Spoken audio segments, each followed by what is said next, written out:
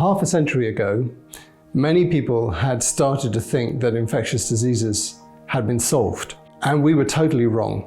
Infectious diseases have never been more of a problem than they are today. Our best defense and most successful defense against infectious diseases is vaccination. A major problem with vaccines at the moment is that they need to be refrigerated for storage and for transport. Otherwise, they become inactivated.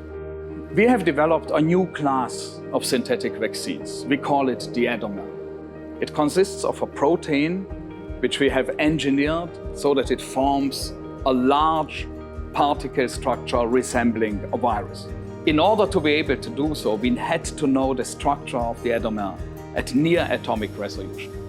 This we determined by cryo-electron microscopy, and we applied for the first time cloud computing to compute the structure from the data which we got out of the microscope.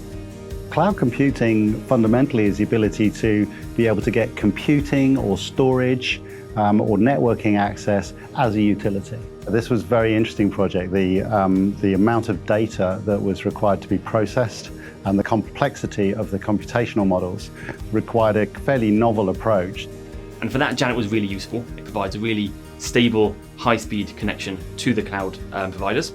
And that's useful for collaboration because it's something that exists outside of the university so that people can more easily join in with the research from all over the world, interacting with your work, getting results out, plotting stuff, even involving the public in things like citizen science. That's what's exciting about this, distinct people coming together to solve a problem, not actually only for vaccines, but for medicine in general, and actually work out how we can help each other to understand the best way of doing things. So if we hadn't had access to the high-speed Janet network, in the case of something like the ADDomer project, I think the real constraint it would put on us is that we would have to use smaller amounts of data for doing our analysis, which would have resulted in a lower resolution model at the end of the process, which means you're going to learn less about the physics and the science that you're trying to understand.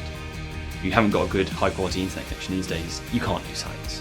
The way we make vaccines is changing very fast. So there's lots of scope for improving on the vaccines that we've already got. And being able to synthesize them and construct them and engineer them is going to be the way forward. And we are very interested to see how powerful our technology really is.